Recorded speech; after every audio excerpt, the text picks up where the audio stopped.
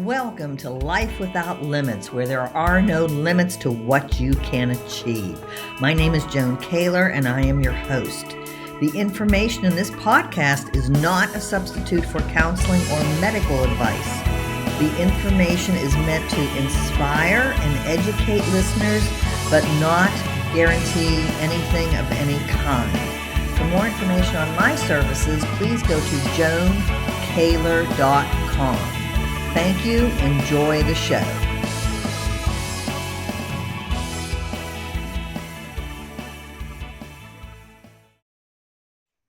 Welcome in, everyone, to Life Without Limits, where there are no limits to what you can achieve.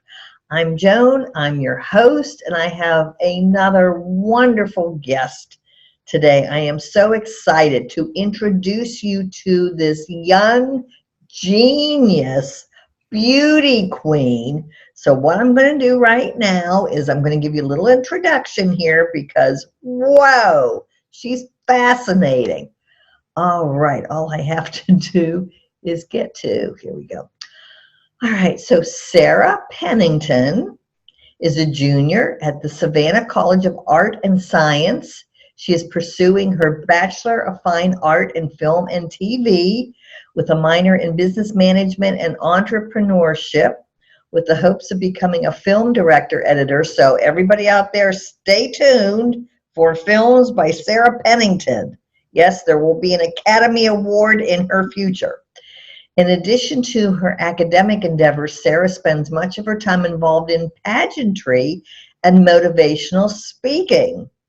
Recently crowned, yes, I have a beauty queen on my podcast today, USA National Miss Pennsylvania 2021. So here's the most positive part, looking to the future. Wait till you meet Sarah. Sarah is excited to spend her year of advocating for the national platform, Crown Cares, and her personal platform, Redefining Disability. Sarah loves to travel with her service dog, Daisy, across the United States and Canada as she speaks to groups of all ages and sizes. Wait till you meet Miss Daisy. Maybe she'll Zoom bomb us. One of Sarah's career highlights was her appearance on the Megyn Kelly Today Show, where she discussed breaking barriers as a bald pageant girl. Yes. So let's go to Sarah. Hi, Sarah. Welcome in. Hello. Thank you so much for having me. Oh, thank you so much for being on the podcast. Look at this beautiful crown, this beautiful human, Miss Pennsylvania 2021. I was asking Sarah before we started recording, I said, because I'm older than dirt, Sarah, is it okay to share with everybody how old you are? You're Yes. a very wise 22-year-old. Yes. 22 people. I'm really 22, jamming out to Taylor Swift all the way. I like Taylor Swift too. Yay! But here's what's so fascinating about, well, everything's fascinating about Sarah. The reason I invited her on the show is because she has trichotillomania, which is why her strategy is to shave her head, and that's what helps her. So, I mean, look at this beautiful young lady, honest to Pete. And then she was also sharing, but her heart's more beautiful than the outside. Let me just say that. She's more inside than out. She has a unique disability too, which is why she has Daisy, her service dog. And she was describing it to me, and it was like speaking Greek, because those of us who know what trichotillomania is, you know how it is when we try and tell everybody that we can't resist the urge to pull out our hair from any part of our bodies. Well, when Sarah was explaining this to me, I went, what is that? So trich is her challenge, but the disability is something different. Sarah, could you explain to everybody, you call it POTS, P-O-T-S? What is that? So POTS is an acronym that stands for Postural Orthostatic Tachycardia Syndrome, and it's a form of dysautonomia which is a total jumble of big science words.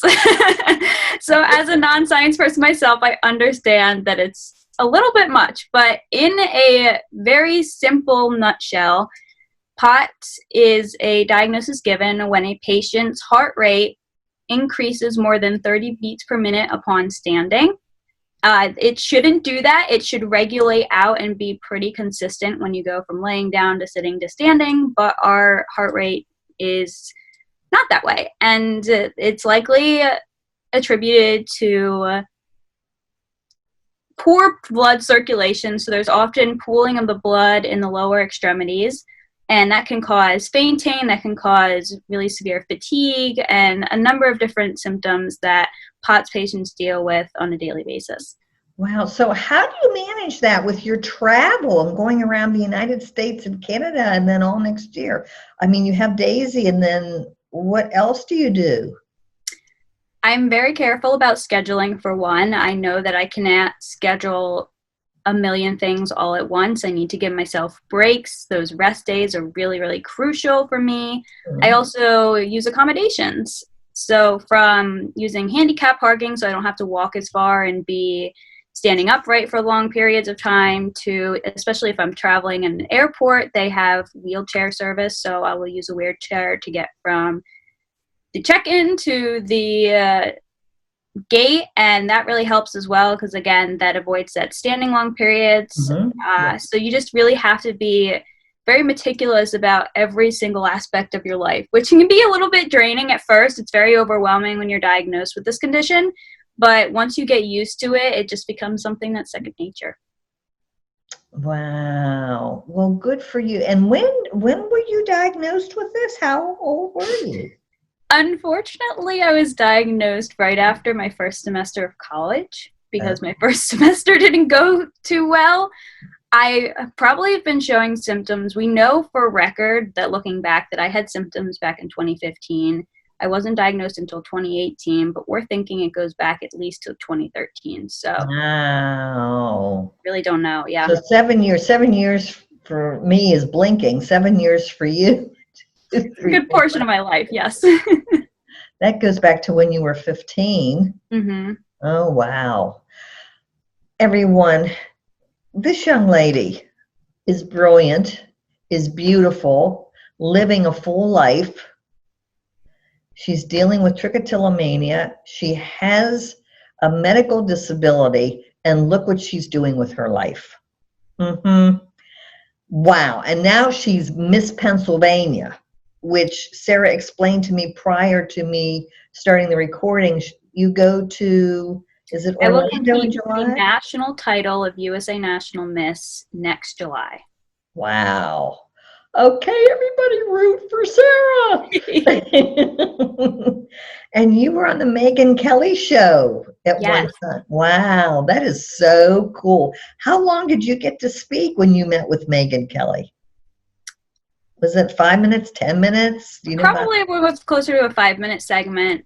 Okay. I was on their Stressed Out Teens segment, and so each week they were bringing on a different young adult or a teenager who is currently experiencing a psychiatric condition and was overcoming it.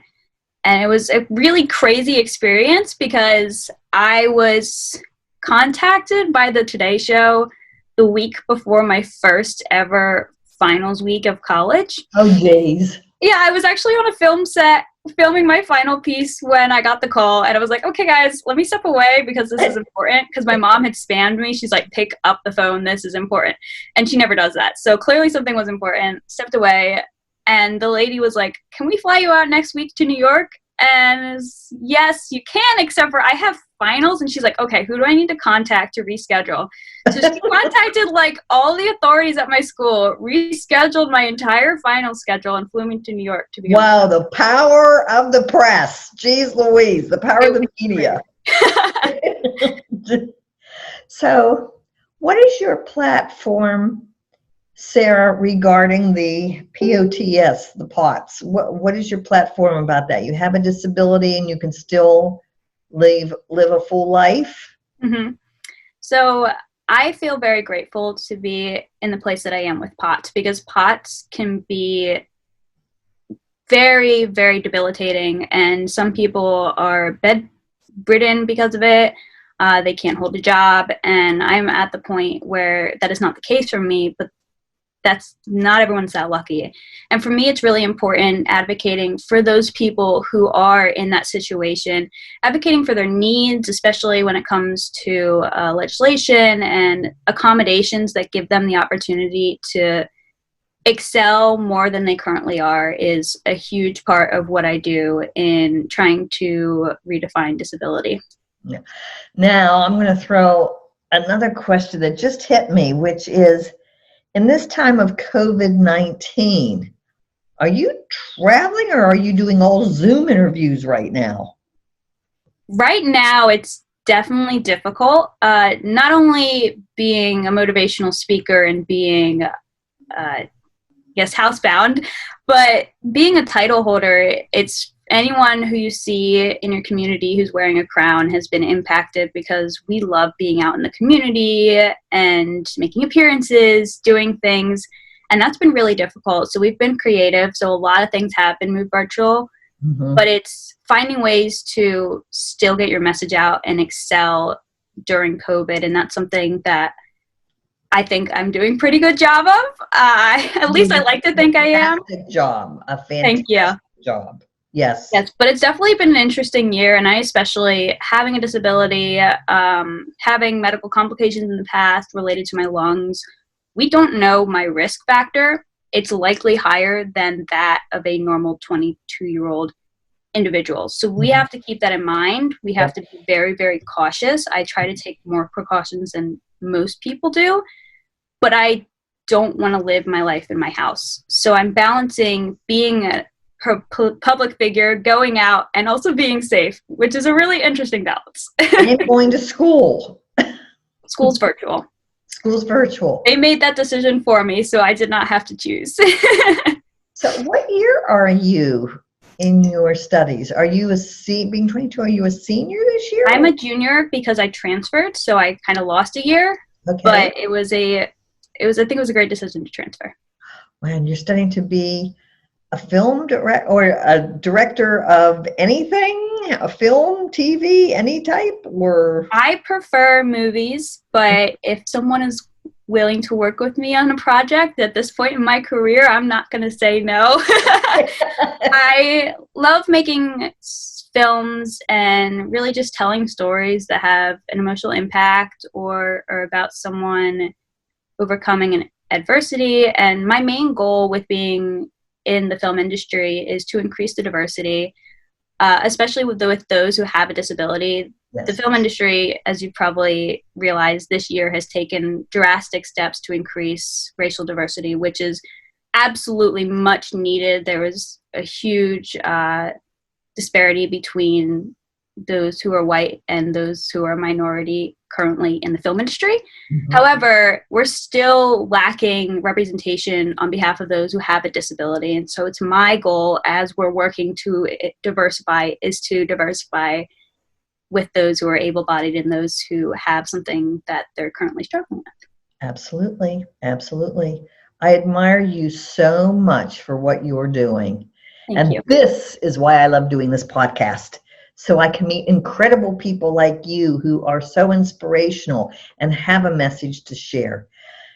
Sarah, what I want to do right now is I am going to find your Facebook page. Sarah shared her Facebook page with me, so I am just going to open this up and share it because it is so totally cool. Wait till you see this, ladies and gentlemen. I know I get so excited, but it's exciting stuff. It is very. How did you feel? Like there were finalists. I mean, I don't watch pageant shows much anymore, so I mean, there are finalists, and then they go and third place, second place, and blah blah blah. How many finalists were there? So we had a relatively small pageant this year, and I think it's par for the course with COVID. Yeah. understandably. Yeah. But there ended up being 3 of us, and one girl was titled Miss New Jersey, and then it came down to me and another girl. And quite frankly, when they called my name, I was more worried about making sure the girl who got first runner-up was still, that she was okay in that position. Because, I've been in that position like 5 times in the last 2 years. So it's tough. It's tough to get first runner-up. You're like, you're so close, but you're so far away. And so I just wanted her to know that I really appreciated her, the work that she had put in, and I would try to do my best representing this title on behalf of those who weren't able to have that opportunity. See, boy, they picked the right spokesperson. Wow, that is incredible. Thinking of others before yourself. Yeah. That is incredible. I try. I really do spend a lot of time, more so than I like to admit. I do things sometimes under the radar of, like, I see something that needs to get done. You know what? If I spend an hour fixing something so that it helps someone else, that's fine. Fine with me. Well, just talking with you and meeting you, Sarah, gives me such great relief to know that the world is in good hands, because I could be your great, great, great, great something. Since I'm older than dirt, you could at least be my granddaughter. Oh, but we won't go there. Okay. I'm going to share my screen now because I want everybody to see your Facebook page. This is so cool, everybody. This is how to keep in touch with Sarah. Look at this. Look at USA National Miss Heart of the South. Okay, I have to ask you, Heart of the South. I take it you're in the South or from the South? Savannah College of Art and Design is located in Savannah, Georgia. Woo. And so that was the Heart of the South. It's very confusing right now because of changes in dates with COVID. Everything stops. And so the pageant industry is trying to keep title holders with each year, but like make up for the time we lost. So it's very confusing. So I apologize for everyone that there's this kind of conundrum we're in. But Heart of the South is also a title that I'm currently holding. Just crowned Miss Pennsylvania like a week ago. Mm-hmm. So still in the process of switching everything over, and you will see Pennsylvania come November. But Heart of the South is because of the fact that my college is in Savannah, and if COVID had not happened, I would be spending over 30 of my 56 weeks in that state. I was going to say, so the state that you live in is Georgia?